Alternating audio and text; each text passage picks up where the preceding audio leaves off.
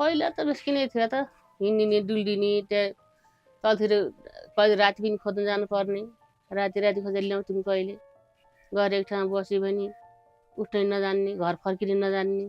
लड्ने चल्ने अनि अरूसित राम्रोसित बस्न नसक्ने एकछिन गएर सँगैसित खेल्यो भने नि लडेर घर आइहाल्ने काम भयो इन्डिया त्यहाँ काम गर्न पहिला यहीँ सिलाइ कटाइ काम गर्थेँ के अरे अब यहाँ कमाइ गएको नभएर अहिले इन्डियातिर गएँ सानैमा आमाबाबु यहीँ घरमै हुँदा पनि मैसितै हो सँगमा नानी त यसलाई यहीँ घरमै ल्याएर मैले आफैले हुर्काएँ उहीँ सरसित भेट भएको मकै पोल्न ठाउँमा गएर मकैसकै खानुभयो त्यहाँ यसलाई त्यस्तै देख्नुभयो त्यहाँबाट अनि तपाईँको नानी हो के हो भन्नु त मेरो नातिनी हो भने मैले पहिला परदेशमा लगेको थिएँ र त्यहीँबाटै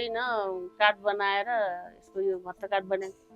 त्यहाँ पछि उहाँहरूले यताति गरेर त्यहाँ दबाईसबाई ल्याएर अब यहीँबाट दबाई खुवाउनु लाग्यो अहिले 3 महिना भयो त्यही चाहिँ मोबाइलमा कुरा गर्दा पनि त अनि त्यसलाई अनि राम्रोसित सिकाउनु घरमा अलि धैर्य दिएर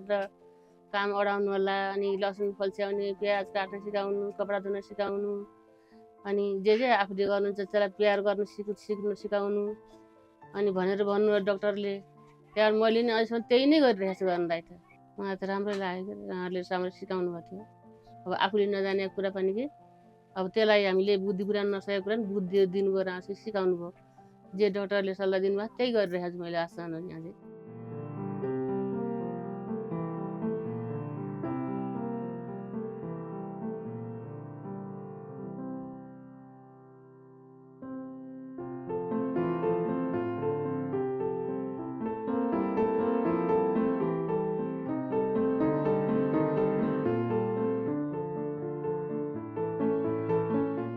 किशोर किशोरीहरूमा यहाँ धेरै जसो चाहिँ भनौँ न आत्तिने त्रासको रोग डिप्रेसन उदासीपनको समस्या र कतिपय अवस्थामा चाहिँ स्कुल तथा पढिरहेको स्थानबाट चाहिँ कन्भर्सन सिम्टमहरू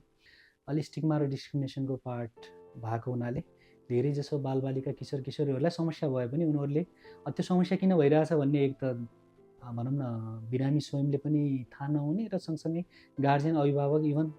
उनीहरूलाई रेखदेख गर्ने अब टिचर्सहरू अन्य रिलेटिभ्सहरूबाट पनि थाहा नहुँदाखेरि चाहिँ हामीसँग आइ नपुग्ने अवस्था हुन्छ र प्रदेश अस्पतालबाट पनि अब चाइल्ड एन्ड एडोलेसेन्ट मेन्टल हेल्थको फेसिलिटीलाई एक्सटेन्ड गरौँ भन्ने हिसाबले चाहिँ हामीले टेली कन्सल्टेसनबाट चाहिँ माथि कान्तिमै चाइल्ड एन्ड एडोलेसेन्ट स्पेसलिस्टलाई नै हामीले भनौँ न कन्सल्ट गरेर प्रिस्क्रिप्सन गर्ने अथवा उनीहरूलाई फर्दर के गर्न सकिन्छ भन्ने कुराहरू चाहिँ एड गर्छौँ हामीले यहीँ आफूले एनालाइसिस गर्ने हिस्ट्री टेकिङ गर्ने डायग्नोसिस गर्ने र इन्टरभेन्सन चाहिएको खण्डमा पनि हामीले सक्दो चाहिँ यहीँबाट प्रिस्क्रिप्सन गर्छौँ र आफूलाई डिफिकल्टी लागेको र कुनै हामीलाई भनौँ न डायग्नोस्टिक डिलेमा अथवा फर्दर केही डाउट भयो म्यानेजमेन्टमा र यसलाई चाहिँ अझ बेटर कसरी म्यानेजमेन्ट गर्ने भन्ने पर्सपेक्टिभ आयो भने चाहिँ हामी चाहिँ telemedicine through child and adolescent mental health specialist जो चाहिँ कान्ति बाल अस्पतालमा हुनुहुन्छ उहाँहरूसँग चाहिँ कन्सल्टेसन गर्ने गर्छौँ यो टेलिमेन्टल हेल्थ कन्सल्टेसनबाट चाहिँ हामीले यसको डायग्नोसिस म्यानेजमेन्ट र ओभरअल चाहिँ उसको रिहेबिलिटेसन प्रोसेसमा चाहिँ हामीलाई धेरै चाहिँ सहज अथवा फाइदा भएको छ किनभने साइकेट्रिस्ट त भयौँ हामी तर हामीले योभन्दा पनि माथि यदि स्पेसलिस्टसँग नै भनौँ न कुरा गर्न सक्यौँ भने उसको प्रोपर म्यानेजमेन्ट र प्रोपर रिहेबिलिटेसनमा चाहिँ यसले धेरै फाइदा पनि पुर्याएको छ जस्तो लाग्छ मेरो नातिनीको अलिक केही न केही हुन्छ कि भने जस्तो लागेको छ अझै राम्रो हुँदै गइदियो झन् राम्रो हुन्थ्यो भन्छु त्यो डक्टरमा लगेर औषधि खुवाएर राम्रो भयो अहिले